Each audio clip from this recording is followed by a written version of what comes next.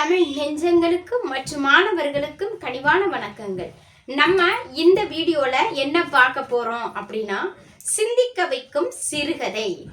நான் சிறுகதைய சொல்லி முடிச்சிருவேன்.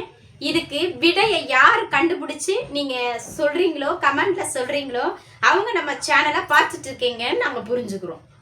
இது நல்லா கவனிக்கணும். என்னோட சிறுகதைய நல்லா கேட்டா மட்டும்தான் லாஸ்ட்ல விடைய உங்களால சொல்ல முடியும். விடைய யார் சொல்ல போறீங்க அப்படின்னா, எண்ணற்ற பார்வையாளர்கள் மட்டும்தான். சரிங்களா?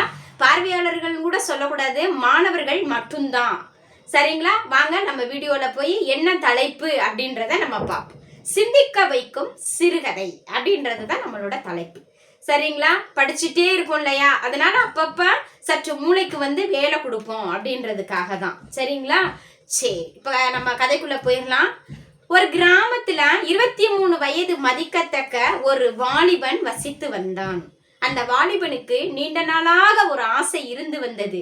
அது என்னவென்றால், அவனுக்கு குதிரை வாங்க வேண்டும் என்று.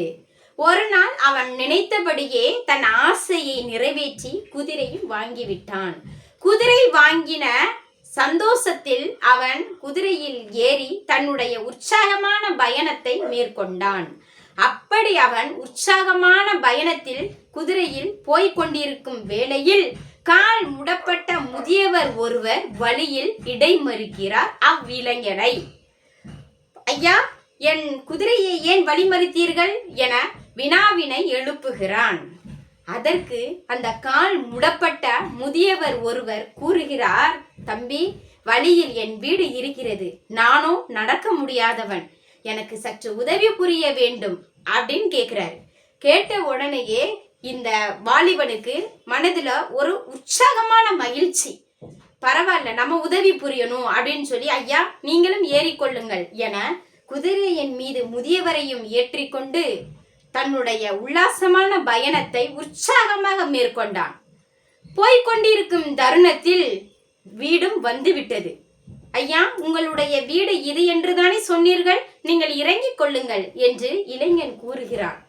ஆனால் கால் முடப்பட்ட முதியவர் இறங்க மறுத்து விட்டார்.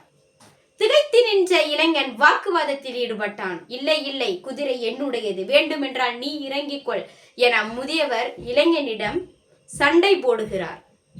திகைத்து நின்ற இளைஞனுக்கு என்ன செய்வது ஏது செய்வது என்று அறிய வாய்ப்பில்லை. ஆகவே அங்குள்ள ஒரு மரியாதை ராமனிடம் இருவரும் சென்றனர். மரியாதை ராமன் இருவரிடமும் தன்னுடைய வழக்கை நன்கு விசாரிக்கிறார். விசாரித்து முடித்துவிட்டு ஒரு வினாவினை எழுப்புகிறார். அவ்வினா என்ன அப்படின்னா, அந்த மரியாதை ராமன் கேட்கிறாரு. இருதரப்பு வழக்குகளையும் நன்கு விசாரித்த பிறகு முதியவர் கூறுகிறார், ஐயா, நான் கால் முடப்பட்டவன். என்னால் நடக்க இவ்வளவு தூரம் முடியாதல்லவா? எனக்கு வாகனமாக தான் நான் குதிரையை வாங்கி சென்றேன். ஆனால் இளைஞன் என்னிடம் தரம் மறுக்கிறான். இளைஞனுக்கு நான் உதவி புரிந்தேன் என பொய்யாக தன்னுடைய வாக்குவாதத்தை எடுத்துரைக்கிறார். இல்லை ஐயா, இளைஞன் மறுத்து கூறுகிறான். இல்லை ஐயா, குதிரை என்பது என்னுடையது. ஆனால் முதியவர் தான் இறங்க மறுக்கிறார் அப்படின்னு சொல்லி 2 பேரும் வாக்குவாதங்களை கூறுகிறார்கள்.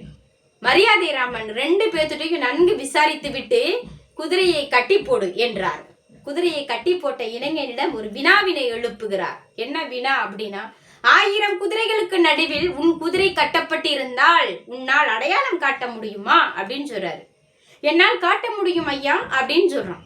முதியவரிடமும் அதே வினாவை கேட்கிறார். அவரும் சரியென ஒப்புக்கொண்டனர். மறுநாள் காலையில் அரசவையும் கூடியது. அரண்மனையில் 1000 குதிரைகள் வரவழைக்கப்பட்டன. 1000 குதிரைகளுக்கு நடுவில் இந்த இளைஞனுடைய குதிரையும் இருக்கு. ஃபர்ஸ்ட் முதியவரை அழைக்கிறார் மரியாதை ராமன். ஐயா, உங்களுடைய குதிரையை நீங்கள் அடையாளம் காட்டலாம். வேகமா போறாரு. 1000 குதிரைகள் கட்டப்பட்டு இருக்கு. ஒரு குதிரையை தொட்டுட்டாரு. சரி, நீங்கள் இப்பொழுது வரலாம். வாலிபனே, நீ இங்கு வா, உன் குதிரையை நீ அடையாளம் காட்டு என்று கூறுகிறார். அவனும் முதியவர் தொட்ட அதே குதிரையை தொட்டு விட்டார். திகைக்கின்ற மரியாதை ராமனுக்கு என்ன செய்வது என்று ஒன்றும் புரியவில்லை.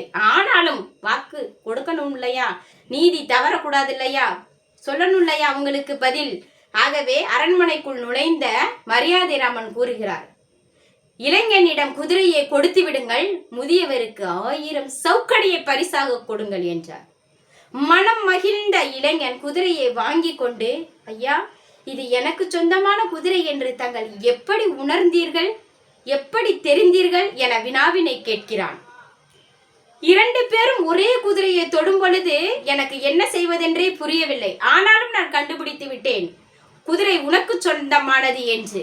அகமகிழ்ந்த இளைஞன் குதிரையை கூட்டிக் கொண்டு தன்னுடைய உற்சாகமான பயணத்தை மீண்டும் மேற்கொள்கிறான்.